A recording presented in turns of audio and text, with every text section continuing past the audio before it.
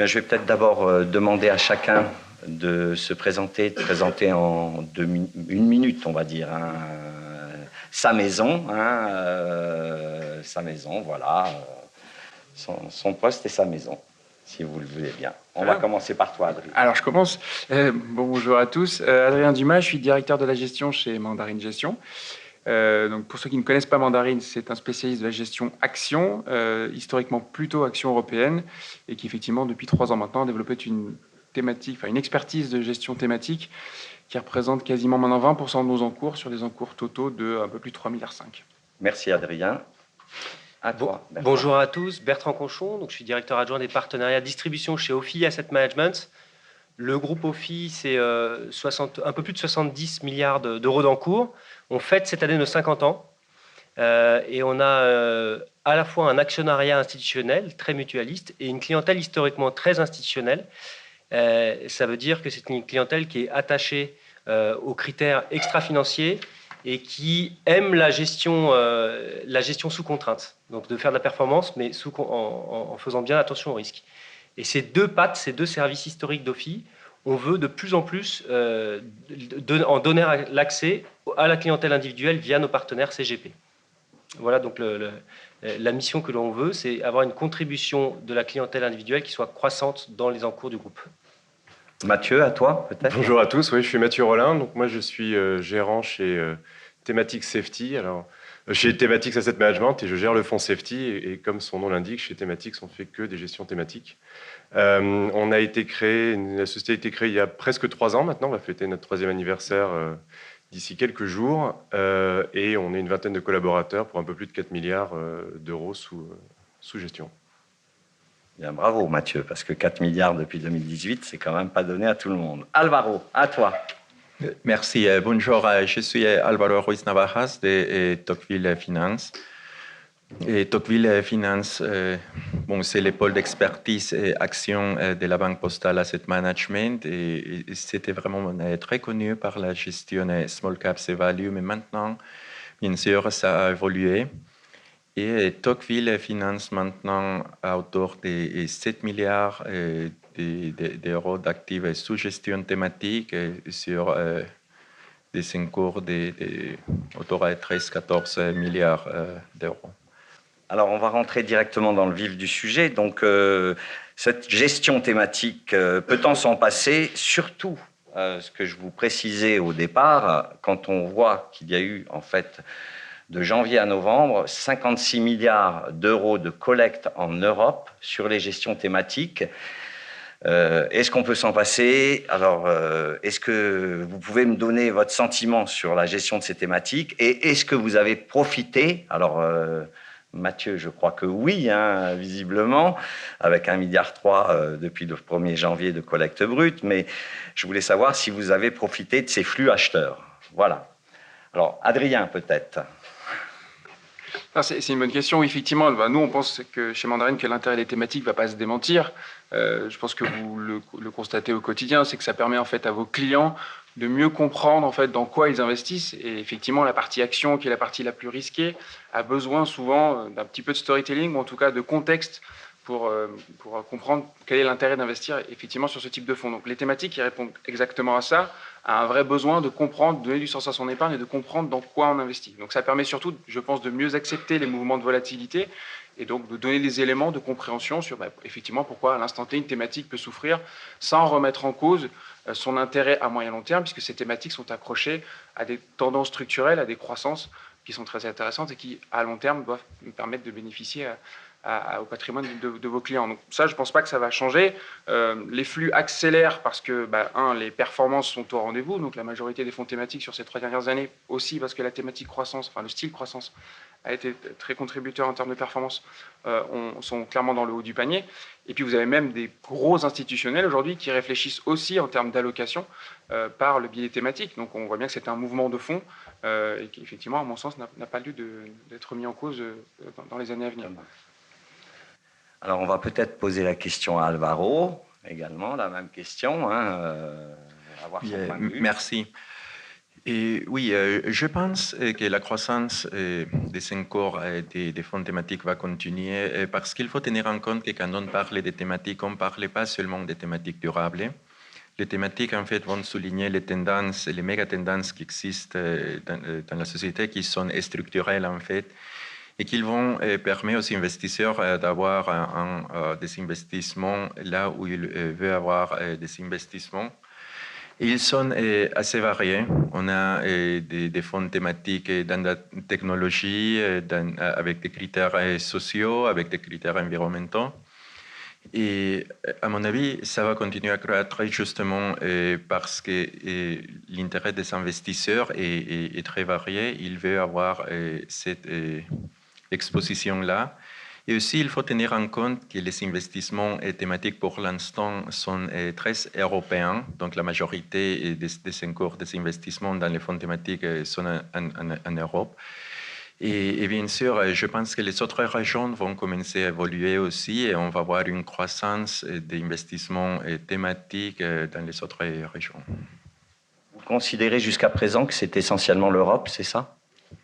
Oui, justement, c'est ça. Et, bon, selon les dernières notes que j'ai vues, cette année, 88% des flux dans les investissements thématiques ont eu une origine européenne, en fait. Alors, votre sentiment, vous, Mathieu?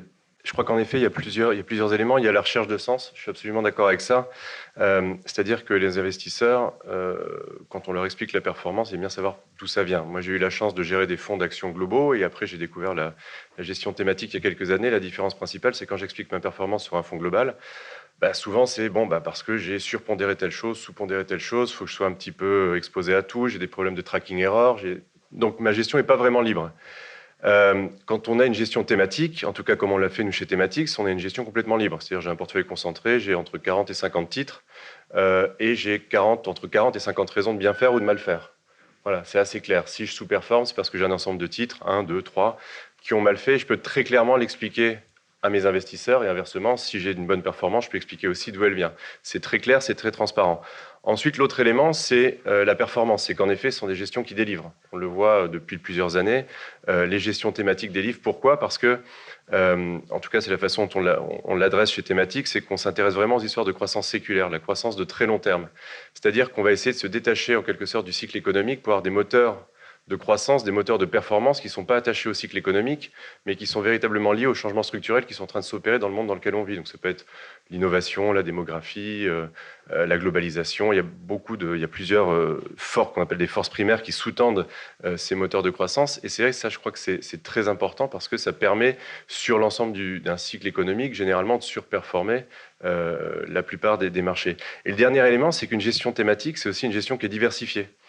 Ça, je crois que c'est un élément essentiel. Et une gestion thématique se compare davantage à un fonds d'action global qu'à un fonds sectoriel. Une bonne gestion thématique, c'est-à-dire qu'il faut savoir définir un thème de telle sorte qu'on touche en tout cas un maximum de secteurs et qu'on a une diversification la plus importante possible, tout en étant naturellement raccord avec son thème. Donc je crois que le sens, la performance et la diversification, pour moi, c'est les trois éléments qui expliquent en quelque sorte le succès de cette gestion thématique.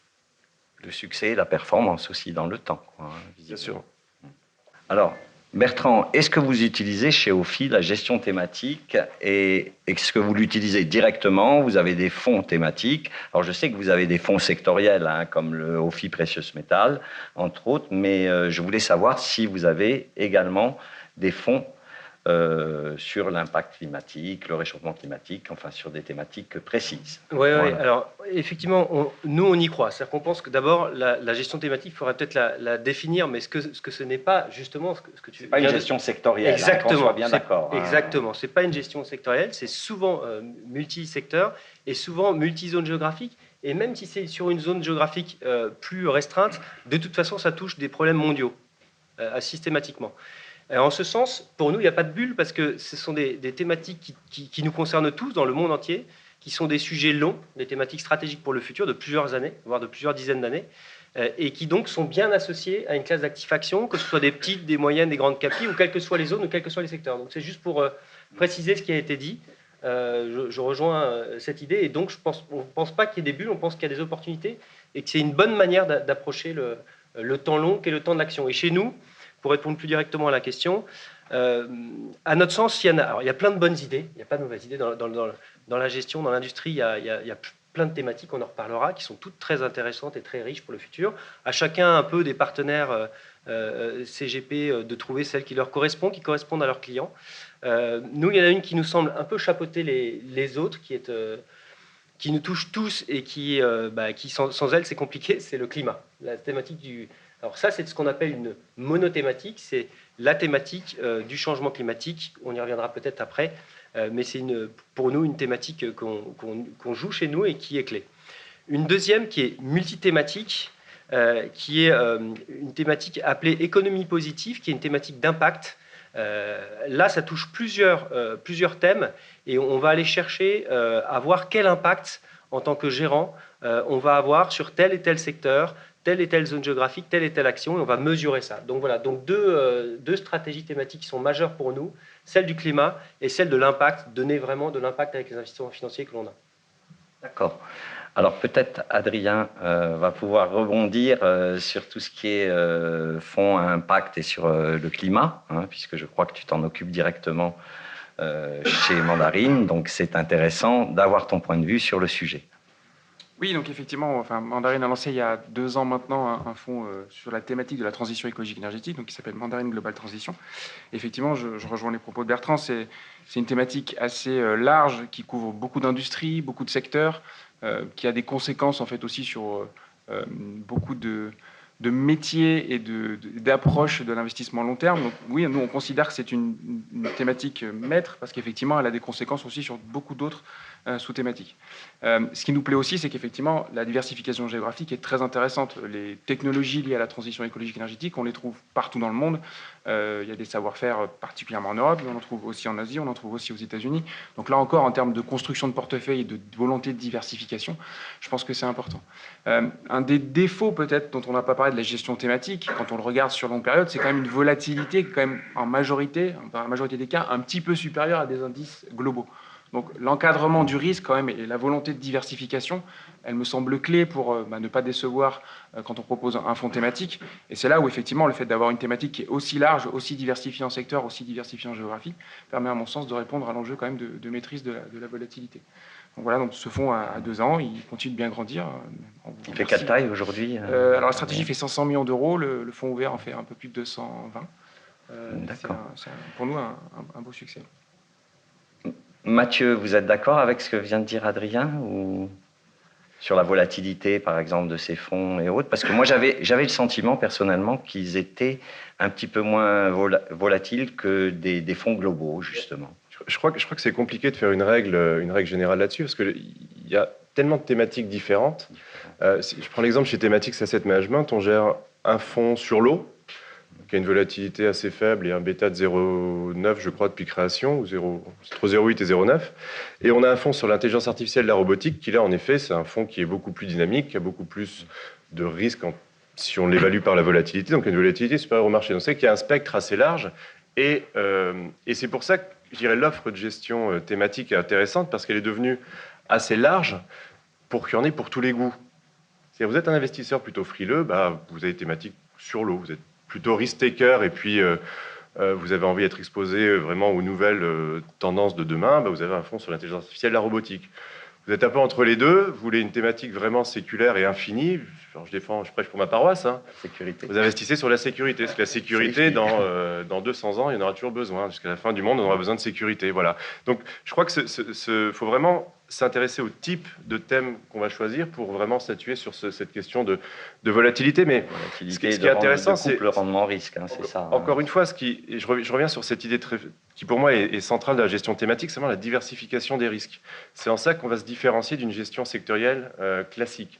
Un thème et une gestion thématique, comme on doit l'appliquer, c'est une gestion qui est assez large et diversifiée pour ne pas être dépendante d'un ou deux facteurs de risque. Ça me semble absolument essentiel. Et quel que soit le thème choisi, je reste sur mes exemples que je connais plutôt bien, l'eau ou l'intelligence artificielle, la robotique, qui sont vraiment chacun une extrémité du spectre de volatilité, je dirais, de notre gamme. On a justement des thèmes assez larges pour ne pas dépendre d'un ou deux facteurs de risque uniques. Ça me semble absolument essentiel. Et par exemple, sur la sécurité, vous intervenez dans des secteurs multiples. Oui, l'avantage de la thématique sur la sécurité, c'est qu'on a un univers qui est extrêmement large. On a à la fois une partie qui est dans le monde digital.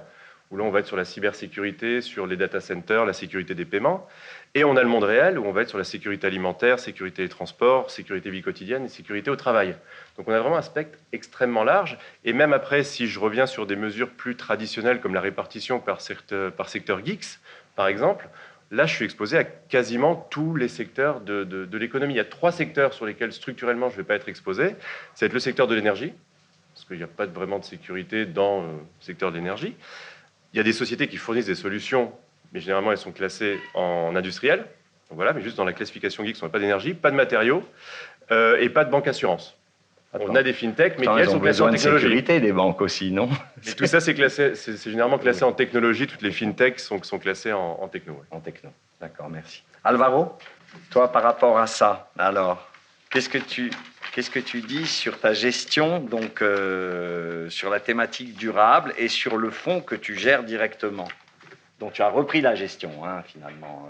Oui, bon, et je suis Par d'accord. rapport à la volatilité. Hein, oui, commençons par la volatilité. Et c'est vrai que, bon, il y a des périodes de volatilité qui sont assez fortes, bien sûr, et surtout dans une année comme 2021, dans laquelle on a eu un peu, comme je dis un peu toujours, la gueule de bois de tout ça qui s'est passé en 2020 et par rapport les thématiques durables et climat.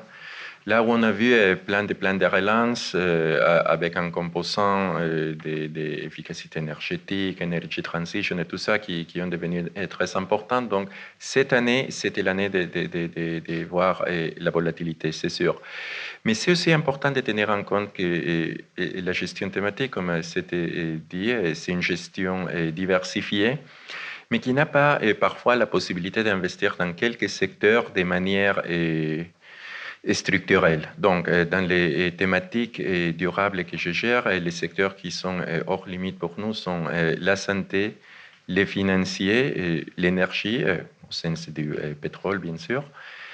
Et une fois qu'on prend en compte cette contrainte-là, dans une année comme 2021, il faut vraiment avoir de la conviction sur les lignes que nous avons, parce que nous avons une situation, surtout pendant l'été, là où les prix d'énergie fossile ont commencé à monter et les taux d'intérêt ont commencé à monter aussi, et les investisseurs ont commencé à faire la rotation pour sortir des valeurs, disons, vertes, pour investir dans les banques, dans les valeurs financières et dans les énergies fossiles, qui sont des secteurs qu'on ne peut pas investir.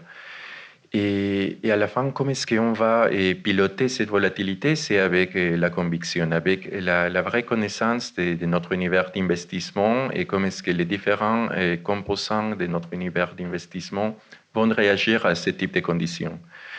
Et seulement pour souligner, quand on parle des thématiques durables et des transitions énergétiques, la majorité des personnes vont penser, il s'agit d'avoir des renouvelables. Mais bien sûr que c'est un univers d'investissement qui est beaucoup plus large que ça. On a de la mobilité, et on a de l'efficacité énergétique, de l'agriculture et alimentation durable et l'économie circulaire. Alors ça nous permet de choisir des valeurs et qui vont avoir de la performance malgré la volatilité. Justement, Alvaro, par rapport à ce que tu viens de dire, est-ce qu'on peut vous considérer comme des véritables stock pickers, puisque c'était le terme qu'on a toujours employé à l'époque pour certaines de vos maisons, dont Tocqueville, puisque c'était une maison de stock picking. Est-ce que ce sont des gestions actives de stock picking ou est-ce que finalement vous vous basez sur des tendances longues, porteuses et vous achetez de belles valeurs en vous disant ça sera les plus belles valeurs demain, même si elles ne le sont pas encore aujourd'hui? Bien sûr que quand on fait les stock picking, il y a les composants qui est forward looking, c'est sûr. On ne va pas choisir une valeur seulement parce que la performance year to date était bonne. C'est sûr, mais de l'autre côté, on ne va pas attendre jusqu'à 2050 pour voir si les sociétés ont arrivé à ces objectifs, bien sûr. Donc, comme je disais, il y a des situations là où il faut piloter les court termes, même avec cette vision de long terme qui nous permet d'avoir une vision de croissance, de la tendance, où est-ce qu'on va y aller. Et par exemple, cette année, bon, on sait qu'on a besoin d'avoir une capacité d'énergie renouvelable plus forte que ça que nous avons maintenant. Mais bien sûr, tout ça qui est lié au renouvelable et aussi les fabricants de turbines ont eu des performances assez faibles. Et bien sûr, il faut comprendre les drivers qui sont derrière la performance, de ne pas choisir un stock et après juste attendre des années jusqu'à que la performance arrive. Non, il faut vraiment être actif pour piloter ces périodes de volatilité qui peuvent arriver en fait. Et qui risquent d'être de plus en plus fréquentes. Oui. Vous, Mathieu, au niveau du stock picking, donc c'est vraiment une gestion active, du stock picking pur. Alors on vous compare souvent à des indices MSCI World. Je ne sais pas si c'est vraiment comparable ou pas du tout, ou un petit peu. En fait, la particularité de la gestion thématique, c'est qu'il n'y a pas d'indice correspondant. C'est-à-dire que on n'a pas, moi, j'ai pas d'indice sur la sécurité. Je suis très content. Ce qui me permet d'avoir une gestion complètement libre de toute contrainte. C'est-à-dire que j'ai pas de contraintes sectorielles, géographiques ou de capitalisation boursière. Ce qui veut dire que en fait, le portefeuille que j'ai, qui a 46 titres aujourd'hui, c'est uniquement le résultat de ma sélection de valeurs. Je fais pas d'allocation, donc je suis pas en train de me dire tiens les actions sont chères, machin, etc. Ça on sait pas faire, donc on gère pas les liquidités non plus. Ça c'est très important. Si demain par exemple vous êtes complètement négatif sur les marchés et vous voulez pas être exposé au marché d'actions, il faudra vendre le fonds. Nous on sera toujours exposé à 100%.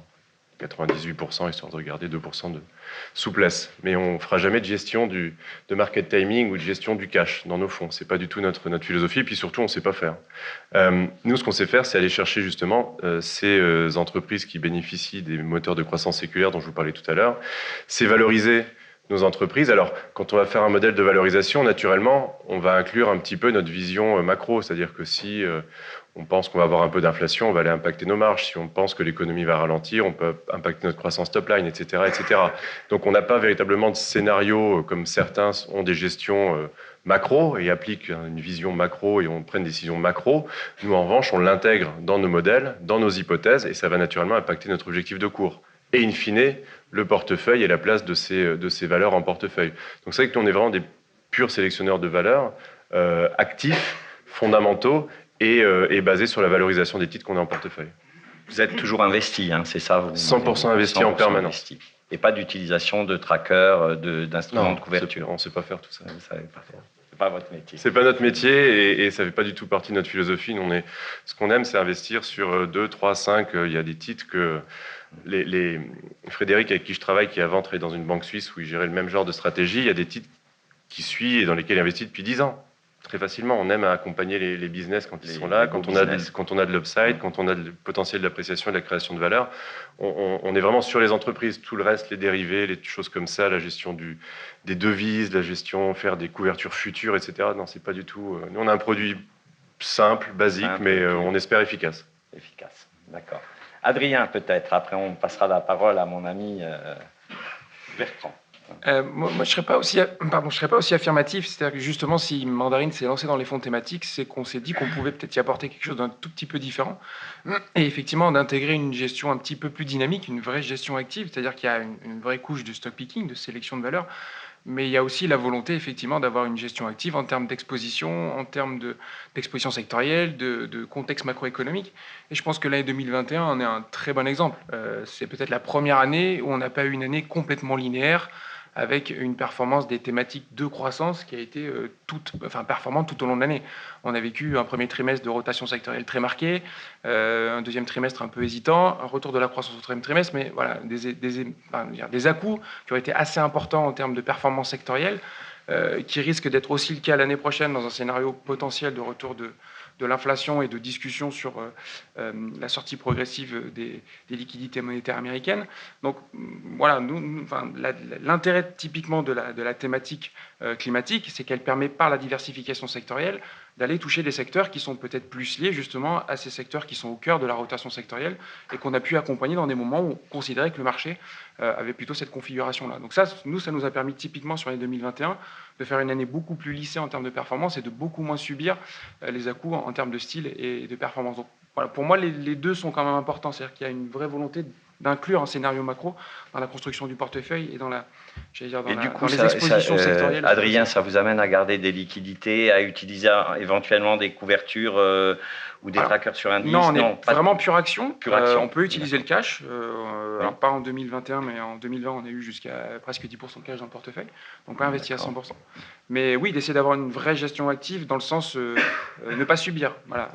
Ça se traduit par un turnover qui est plutôt entre 20 et 30%, même si on est là pour accompagner l'entreprise sur le long terme. Voilà, on n'hésite pas à être un petit peu plus tactique. Et j'insiste, je pense que 2021 le commandait un petit peu au regard de l'évolution des différents macro-scénarios économiques.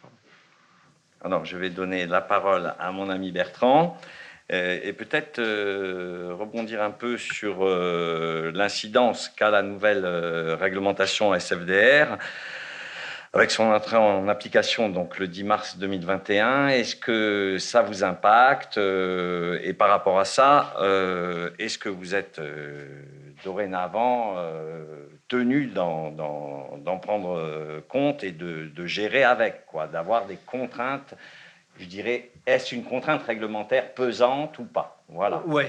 Est-ce que ça vous a nécessité un travail en amont?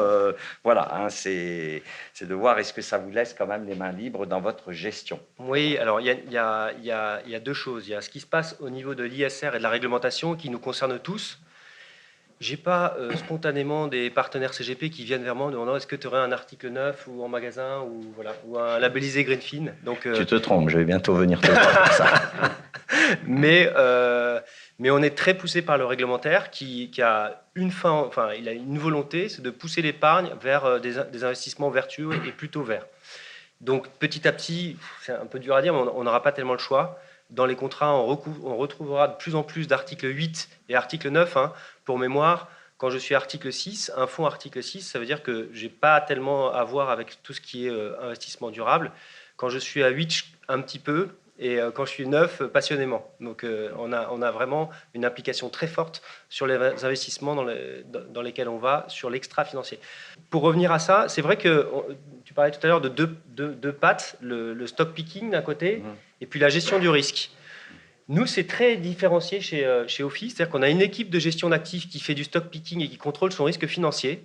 Et dans les deux thématiques que j'ai citées, le climat ou l'économie positive, c'est une quarantaine de valeurs, c'est assez concentré. Très peu de turnover, 10, 15, 20% de turnover. Voilà, donc c'est des fonds de portefeuille très long terme où on porte la thématique longtemps. Et à côté de ça, c'est peut-être une originalité du groupe OFI, on a une équipe d'analyse financiers totalement indépendant de la gestion, donc libre entre guillemets, qui utilise tous ceux qui produisent des données, MSCI, il y a plusieurs producteurs de données, qui filtrent, parce que la donnée, il y en a énormément, extra-financières, qui filtre et qui se fait son avis sur les valeurs. Et pour nous, c'est un contrôle de risque qui est très fort sur les deux fonds, qui sont, soit dit au passage, article 9, hein, donc qui sont donc pour l'extra-financier très important pour nos deux fonds que je cite, et qui vont du coup permettre de contrôler le risque en évitant surtout les risques de controverse. Tu sais que quand tu as une controverse sur un titre, le marché financier peut massacrer assez rapidement le titre. Voilà. Donc ça, pour nous, c'est aussi une manière de contrôler le risque qui est très importante. Hein. Le financier, le risque financier et l'extra-financier à côté qui contrôlent le risque. D'accord. Et vous, Mathieu, alors, toi, Mathieu, l'incidence de cette réglementation et les critères extra-financiers, est-ce que tu ne considères pas qu'ils polluent un peu qu'ils ne sont pas un peu pollueurs des critères financiers, des vrais critères financiers? Non, pas du tout. En fait, on a la chance chez Thématiques d'être une maison assez récente. Je vous l'ai dit, on va fêter nos 3 ans. Et donc, quand les partenaires ont monté la société et écrit le process de gestion, ils ont intégré directement la prise en compte des critères ESG. Donc, ils ne se sont pas réveillés un matin en disant il faut tout repeindre en vert, mais on est vraiment né avec les mains dans l'ESG. Et en fait, on l'intègre à chaque étape de notre process d'investissement. On prend en compte ces critères ESG. Et c'est vrai que au-delà du côté, il y a un côté éthique évident et investir pour la sauvegarde de l'espèce ou de la planète. Il y a aussi d'un point de vue purement investissement, un intérêt fort dans l'ESG, c'est que c'est un excellent outil de gestion des risques. Parce qu'on sait très bien qu'une entreprise qui va aller polluer les sols sur lesquels elle intervient, si une entreprise va aller fouetter ses salariés et avoir une gouvernance catastrophique, un jour ou l'autre, ça aura un impact négatif sur son bilan et son compte de résultat. Donc si en amont, on arrive à analyser tout ça et à détecter les problèmes à venir, déjà en termes de gestion des risques, on s'en sort bien. Donc non, moi je considère que justement, cette analyse ESG a un véritable intérêt pour l'investissement. Alors après, on peut critiquer le manque d'uniformité éventuellement. C'est-à-dire que nous, on travaille avec, par exemple, ISS et Sustainalytics, qui sont deux agences majeures de recherche ESG, mais on fait nous-mêmes notre propre recherche. C'est-à-dire que, comme sur la partie financière, on utilise entre autres la recherche de brokers, mais on fait nous-mêmes notre analyse, on fait tourner nos modèles et on détermine notre objectif de cours. Mais sur la partie ESG, on fait pareil. On fait notre propre analyse, en nous basant en partie sur ces données, et on fait notre propre notation, parce qu'on s'aperçoit qu'il y a un manque d'uniformité, il y a un manque de... On peut avoir une société qui est très bien notée chez l'un et assez mal chez l'autre, parce qu'ils n'ont pas le même angle de vue, ils n'ont pas le même accès à la même information, etc., etc. Donc le manque d'uniformité, je dirais, pour revenir un peu sur ta question, c'est un peu ce qui est le point noir, je dirais, de l'ESG en ce moment. D'accord. Avec finalement des critères pas toujours les mêmes pour tous. Non, mais c'est pour ça qu'on a fait le choix, nous, de réaliser nous-mêmes nos analyses et pour justement avoir une vision cohérente à travers notre univers d'investissement, à travers notre portefeuille. Ouais. Et les labels d'État, par exemple, c'est quelque chose qui... Non, c'est important. Je crois que c'est demandé de plus en plus par les investisseurs. Donc, sur le fonds dont je m'occupe, sur la sécurité, on a le label ISR français qu'on a eu très peu de temps après le lancement du fonds. On a le label Towards Sustainability, qui est le fonds Faiblefin, donc des autorités belges, qui lui est très axé process, il est assez compliqué à avoir. Et le fonds est article 9 avec un objectif social derrière. D'accord, pour ton fonds safety. Pour le fonds safety, oui. Et en fait, là, soit nos fonds sont soit article 8, soit article 9. Article 9, on a le fonds sur l'eau, le fonds sur le bien-être et le fonds sur la sécurité. Et les autres fonds sont tous article 8. Article 8. Et en fait, l'avantage aussi qu'on a chez Thématique, c'est qu'on a une personne qui est responsable de toutes nos activités ESG, en fait, et qui nous permet justement de mettre en place notre politique, de suivre les évolutions réglementaires, parce que là aussi, on voit bien qu'il y a un manque d'uniformité, alors à la fois dans les analyses, mais même au niveau du régulateur. Si on a un label français, un label belge, il y a des labels un peu partout. Enfin, on sent qu'il y a un vrai manque d'uniformité. Donc, pour suivre tout ce qui se passe dans cette catégorie de jeu, on n'est pas trop d'avoir une personne et on est en train de recruter justement une deuxième personne pour venir encore renforcer l'équipe et renforcer la publication d'informations afférentes à l'ESG qu'on va être amené à faire en 2022 et dans les années à venir. D'accord, donc sur la partie des critères extra-financiers. Absolument, absolument. Merci Mathieu. Alvaro, de votre côté, donc cette réglementation et la mise en place de ces normes, cette nouvelle réglementation SFDR, est-ce qu'elle vous touche, elle vous impacte, vous la considérez comme un atout, comme Oui. un inconvénient majeur, un poids supplémentaire réglementaire, voilà. Oui, bon, bien sûr, pour l'instant, nous sommes assez prudents sur la réglementation parce qu'elle est assez nouvelle. Et on pense qu'elle va évoluer. C'est justement pour ça que nous avons utilisé notre méthodologie propriétaire qui est basée en fait sur 4 piliers. C'est pas seulement sur la E, la S et la G et classique. En fait, seulement pour illustrer que en fait l'analyse extra-financière nous permet d'avoir une vision encore plus complète sur la société et ses activités. En fait, de ce côté-là, je pense que ça nous aide vraiment à gérer les risques d'une meilleure manière.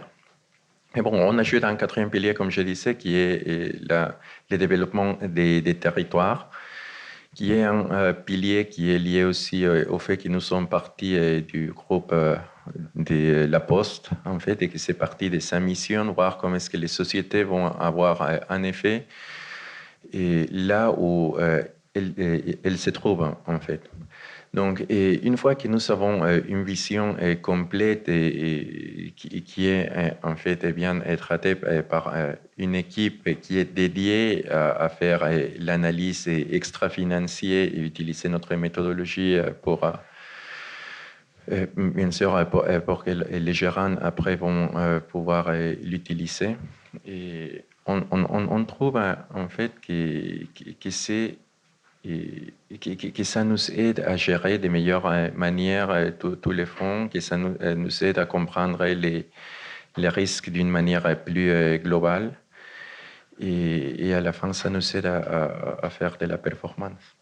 En fait, la thématique de la gestion durable est utilisée.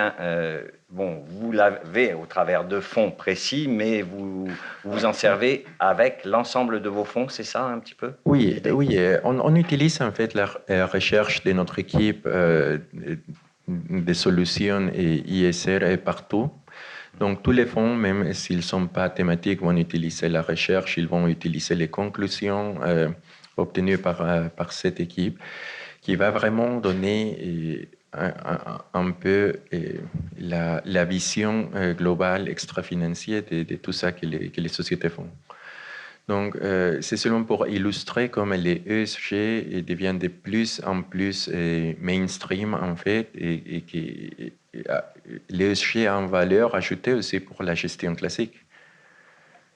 D'accord. Donc, pas seulement pour pas que pour la gestion oui. thématique, quoi, hein, en fait. Alors, une autre question que je voulais vous poser à tous, hein, le premier qui voudra y répondre prendra la parole, il n'y a aucun souci, c'est est-ce que, parce qu'on a vu quand même de gros mouvements, vous l'avez souligné d'ailleurs ou évoqué pour quelques-uns d'entre vous, sur en fait les énergies renouvelables, des choses comme ça, sur le premier semestre. Hein, il y a eu quand même des mouvements de forte baisse sur certaines valeurs. Est-ce que vous ne considérez pas qu'on pourrait être en bulle sur certains secteurs, sur certaines valeurs? Et moi, j'irai au-delà. J'aimerais bien que, pour ceux justement d'entre vous qui gèrent des thématiques, si vous avez en tête les PE, enfin une idée de PE hein, approximative de vos fonds, ou alors vous pouvez très bien me dire, Samy, pour nous ça n'a pas d'importance. Hein, c'est pas parce qu'il y a un PE de 45 ou de 60 que la valeur n'est pas extraordinaire et ne continuera pas de monter. Tu n'as qu'à regarder, toi qui regardes les valeurs en direct, Hermès, LVMH et autres. Hein, voilà. Donc qui veut prendre la parole? Moi, juste pour te dire, donc, répondre à la question, sur le fonds climatique, on est à 25 de PE en 2021 et 22,6 en 2022. Ce qui veut dire que ce n'est pas donné, mais ce n'est pas hors de prix. Parce que la moyenne des PE, alors là, c'est un fonds action européenne. Grande Capi, si je ne me trompe pas, on est 15-17. Donc on est sur c'est pas donné, mais ce n'est pas non plus stratosphérique. Et sur l'économie positive, on est aux alentours des 20. Donc ce n'est pas des PE énormes. Je voulais juste dire un petit mot sur ce qui vient d'être dit avant sur l'extra-financier. Ça se normalise. C'est-à-dire que c'est jamais tout noir ou tout blanc. C'est vrai qu'on part de loin, parce qu'il y a de temps en temps des valeurs qui se retrouvent dans des portefeuilles, d'autres pas. Donc je rejoins tout à fait ce qui a été dit. Mais un, ça se normalise. Et deux, ça demande, comme pour les critères financiers, en fait, de l'intelligence de la matière grise, parce qu'on ne va pas regarder d'un point de vue financier une start-up qui a 1 an en croissance avec une vieille entreprise énormissime. Ce n'est pas du tout la même analyse financière. Pour l'extra-financier, c'est pareil. On ne va pas regarder une banque qui n'émet pas de carbone par défaut, mais qui va avoir des projets d'investissement qui peuvent être plus ou moins vertueux. On regardera plus la patte sociale ou gouvernance pour une banque. Par contre, pour des pétrolières, évidemment, on va regarder les émissions et les énergies fossiles, etc. Donc c'est vrai que ça se normalise. On part de loin. C'est pas étonnant que l'investisseur ait du mal à s'y retrouver. Il y a de plus en plus de labels, heureusement, pour l'orienter. Mais c'est absolument nécessaire maintenant, vraiment, dans toutes les gestions, comme c'était dit. Donc voilà, pour revenir sur ta question de départ, je voulais juste préciser ce point, mais assez cher, de l'ordre de 20-25 de PE, mais pas non plus stratosphérique en prix. Exorbitant. Toi, Adrien. Je vais donner les mêmes chiffres que Bertrand. Notre fonds climat, il a un multiple de 25 fois et notre fonds capital humain a un multiple de 20 fois.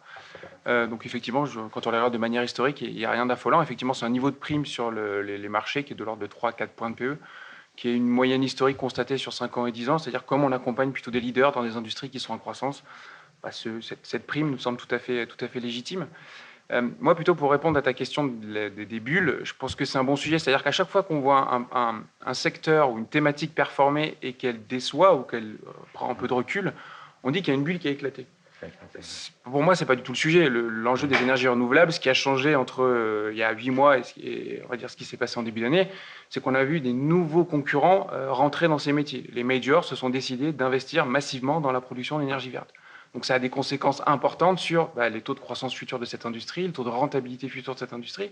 Et donc ça change un peu la donne sur la valorisation qu'on est prêt à payer à l'instant T pour ces valeurs-là. Ce n'est pas un éclatement de bulle, c'est un changement structurel d'une industrie qui a des nouveaux concurrents. Donc ça effectivement mérite des multiples qui sont un peu plus faibles. Donc Là, je pense que l'enjeu, à chaque fois, c'est pas de dire est-ce qu'on a atteint des niveaux de valorisation qui sont exagérés, c'est d'être en permanence, et je reviens à ce que je disais tout à l'heure, je pense qu'il faut être agile dans ces gestions thématiques, et d'être le plus humble possible pour considérer qu'une thématique qui semble très porteuse à l'instant T, peut de temps en temps être mise en cause. Et c'est souvent ça qui déçoit en termes de performance, ou qui peut générer ce qu'on classifie souvent comme des éclatements de bulles, mais qui en fait sont juste une apparition et un changement, j'allais dire structurel, qui est un petit peu différent de ce qu'on anticipait auparavant. Oui, ou de concurrents donc plus performants et qu'il faut intégrer déceler, dans l'équation. Oui, et déceler en amont. Ouais. Mathieu?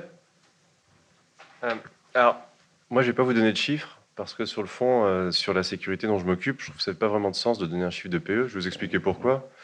On a un univers qui est... un univers qui est extrêmement diversifié. Ça va de la cybersécurité aux sociétés de contrôle des nuisibles, d'ératisation. Je vais avoir dans cette partie digitale, je vous ai dit qu'il y a deux mondes, un monde réel, un monde digital. Dans le monde digital, je vais avoir des sociétés de cybersécurité notamment. Et moi, mon rôle, c'est pas d'aller chercher les sociétés qui sont existantes depuis 20 ans, qui ont pignon sur rue et qui génèrent une tonne de cash. C'est d'aller chercher les sociétés qui sont en amont d'un cycle d'innovation et qui sont en train de proposer au marché les solutions de cybersécurité de demain.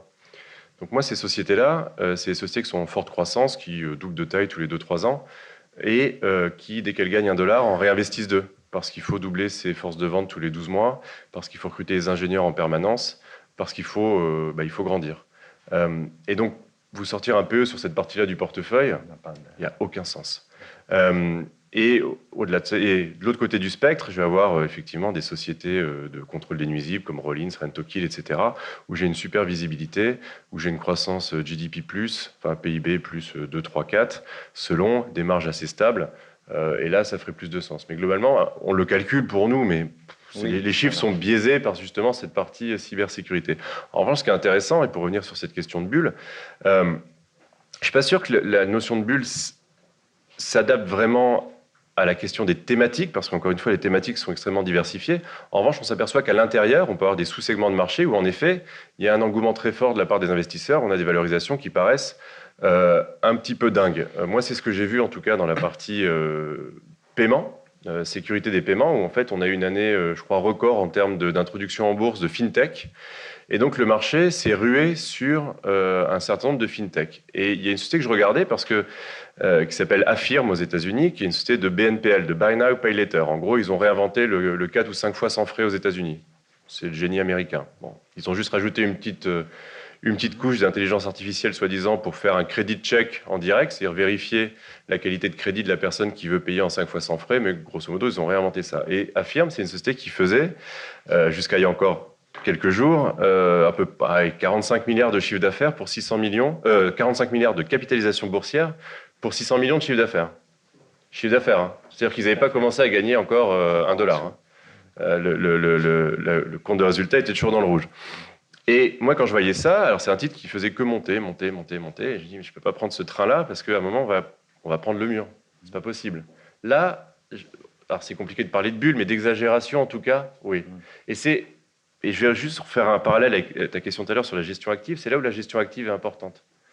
C'est-à-dire que nous, quand on te dit que la valorisation, c'est central dans notre process, ça nous évite de rentrer sur ces titres-là.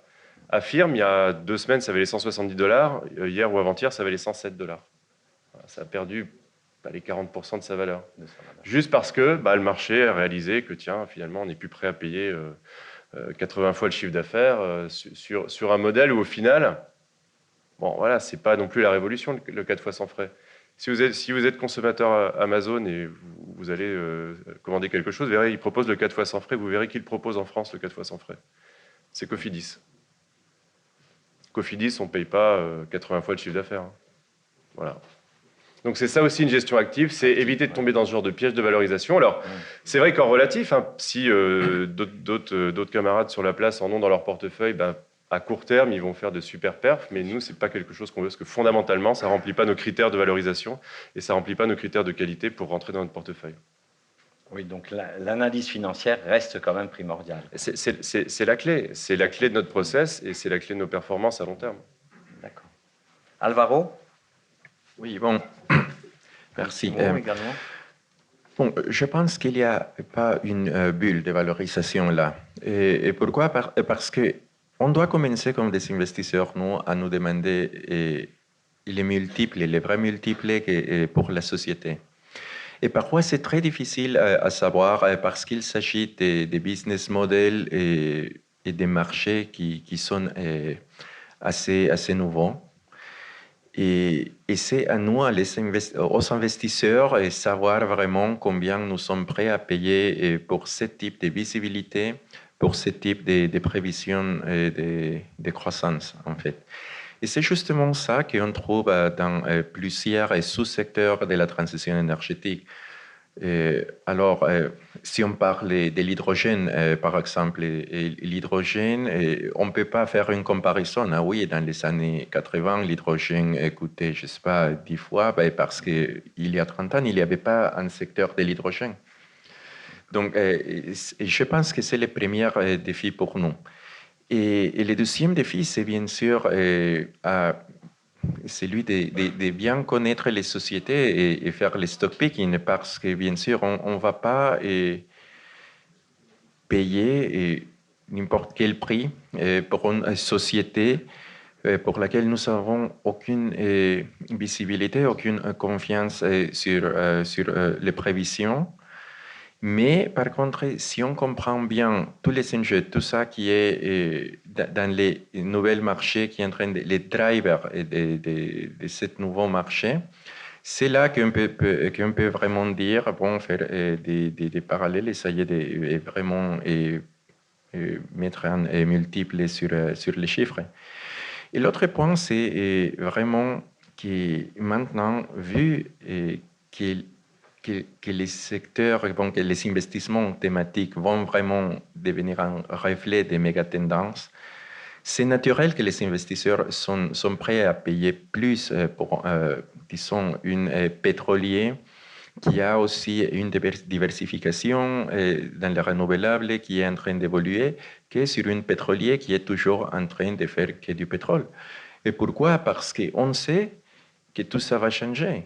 On sait que d'ici 30 ans, le pétrole, la demande de pétrole va être beaucoup plus bas et qu'on n'a pas besoin d'avoir de l'exploration d'ici jusqu'à 2030, 2035. Et alors, de ce côté, à mon avis, c'est naturel de regarder les sociétés qui font partie des thématiques, avoir des multiples qui sont optiquement plus tendus. Mais une fois qu'on fait l'analyse, en fait, vu la croissance, on va comprendre qu'en fait, peut-être qu'il reste très pas cher, en fait. Oui, peu cher malgré les PE, quoi. Les PE ne sont pas significatifs ni révélateurs. Et en fait, c'est pas seulement dans les secteurs thématiques qu'on a ce phénomène. Si on fait la distinction entre les valeurs des chimies liées à tout ça qui est flavors and fragrances, nutrition, par rapport à la chimie classique, on va voir les mêmes types d'écarts, en fait. Donc, il s'agit de valeurs que tous les investisseurs connaissent très bien, qui sont parties des fonds classiques, qui ne sont pas nécessairement thématiques.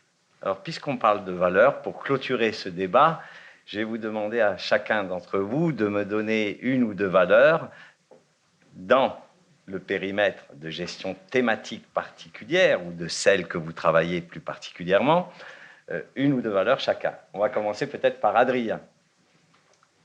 Alors, à vos calepins, la première, c'est Tetra Tech. C'est une société américaine donc, qui est dans notre fonds Mandarin Global Transition. Donc, c'est l'entreprise qui est un cabinet de conseil et qui aide les municipalités, les États fédéraux à accélérer leur transition. Pourquoi c'est intéressant? Parce que, vous le savez, aux États-Unis, il y a un plan que Joe Biden est en train de faire valider par le Congrès qui s'appelle Build Back Better, avec des grosses enveloppes d'investissement pour accélérer la transition écologique énergétique. Et aux États-Unis, le premier moteur de cette transition, au-delà des entreprises, ça va être l'État, et l'État va devoir montrer l'exemple, et donc les municipalités, les États fédéraux ont des grosses enveloppes consacrées à l'investissement pour la transition écologique énergétique. Donc ça consiste en quoi? Leurs activités de recyclage, les luminaires, la gestion des réseaux d'eau, enfin, toutes ces activités qui vont avoir besoin d'être upgradées, les réseaux électriques, et sur lesquels cette entreprise va faire du conseil, avec une belle part de marché, donc avec un potentiel de croissance qui nous semble très intéressant, et puis surtout un modèle qui n'est pas consommateur en capital, puisque le cabinet de conseil ne demande pas beaucoup d'intensité capitalistique. Donc c'est un modèle qui est très vertueux et très générateur de cash. Deuxième, Oui, une petite deuxième. Alors c'est Yonex, c'est une société japonaise. Là, on est dans notre fonds Mandarin Global Sport. Donc une thématique qui nous intéresse beaucoup. Yonex est donc un fabricant d'équipements pour les jeux de raquettes. Je vais vous donner 2 chiffres. Il y a 90 millions de pratiquants de badminton en Chine. Yonex vend principalement ses équipements en Asie. Donc c'est un marché qui est en très forte croissance, avec en plus, si vous suivez ça plus particulièrement, la Chine met en place un plan quinquennal dédié à l'expansion de la pratique du sport. C'est en fait pour eux une manière de répondre à leurs enjeux sanitaires, notamment à leur courbe, à leur pyramide des âges.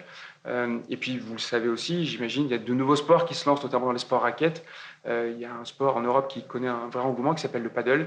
Et Yonex a une belle part de marché sur les équipements liés à cette activité. Donc voilà, on a un groupe qui a un gros potentiel de croissance, aussi bien dans sa partie asiatique que son développement international, notamment en Europe. Une valeur japonaise. Tout à fait. Merci Adrien. Bertrand, Ouais, chez vous, chez Ophi, Alors, est-ce que vous avez quelques idées comme ça, quelques idées de un peu valeur. surprenantes? Alors, Alors du grand classique. Hein. Bah, j'ai les deux, j'en ai pour tous les goûts. Non, dans notre fonds climatique, donc Equity Climate Change, on a soit des apporteurs de solutions, je pense à Dassault Systèmes, qui a été élu 21e société sur 100 dans le monde entier pour sa performance durable, de développement durable. Dassault Systèmes, bah, ça apporte tout simplement des solutions informatiques pour tout type d'industrie, pour optimiser la gestion des flux, optimiser les consommations et du coup émettre moins de carbone, consommer moins d'eau, être plus vertueux. Ça, c'est un apporteur de solutions. Et j'ai Saint-Gobain aussi. Vous savez que le bâtiment, c'est 17% des émissions de gaz à effet de serre dans le monde. Donc le bâtiment, c'est clé pour réduire les émissions de gaz à effet de serre.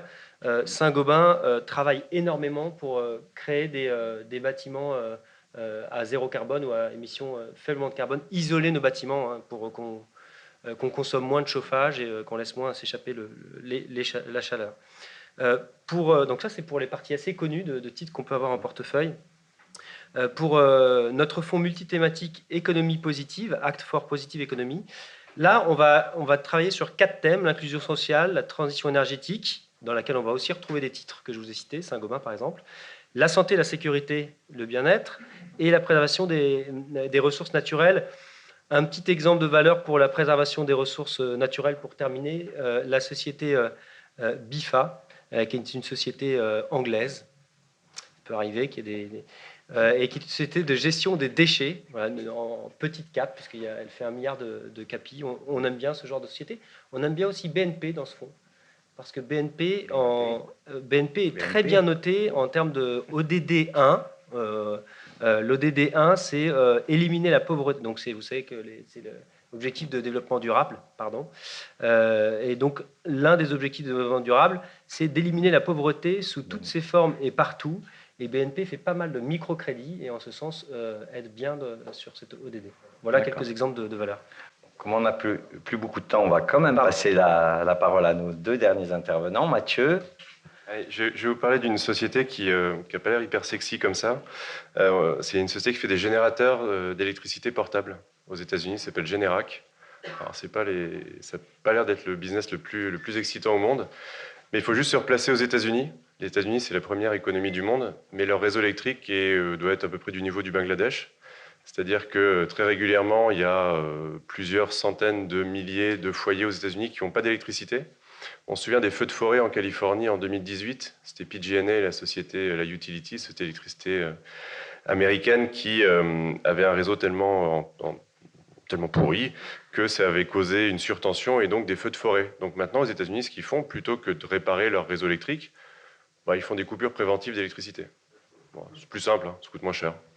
Donc si vous êtes bloqué chez vous, vous voulez avoir un frigo, une télé, recharger votre téléphone, ou pire, vous faites du télétravail, vous n'avez pas d'autre choix que vous achetez un générateur d'électricité portable que vous mettez dans votre jardin pour être sûr de pouvoir avoir de l'électricité quand ils décident de couper l'électricité de façon préventive. Ou quand il y a un ouragan, ou quand il y a de la neige au Texas. Parce que maintenant, avec le réchauffement climatique et toutes ces perturbations, il y a de la neige au Texas. Alors, après, il y a de la neige au Texas, il n'y a plus d'électricité pendant plusieurs jours. Donc voilà, c'est un business comme ça qui, sur le papier, ne fait pas rêver, mais qui, pour nous, d'un point de vue investissement, est super intéressant. Et si vous allez sur le site de la société, generac.com, ils tiennent en quasi temps réel une carte des États-Unis où vous voyez tous les États, les régions, les comtés où il y a des coupures d'électricité. Et vous vous rendrez compte de l'ampleur du problème et vous vous rendrez compte de l'état calamiteux du réseau d'électricité américain. Donc on a encore de belles années d'investissement devant nous avec Generac. Et la deuxième, mais très rapide, parce qu'on aime bien aussi la tech, la cybersécurité, c'est une petite société qui s'appelle Varonis. Varonis, c'est une société de cybersécurité qui permet de lutter contre les menaces internes. Parce que souvent, quand on pense à la cybersécurité, on se dit qu'on va se faire attaquer de l'extérieur, qu'on va avoir une tête de mort sur notre écran avec une demande de rançon. Bon, ça, c'est dans les films, ça se passe parfois dans la vraie vie.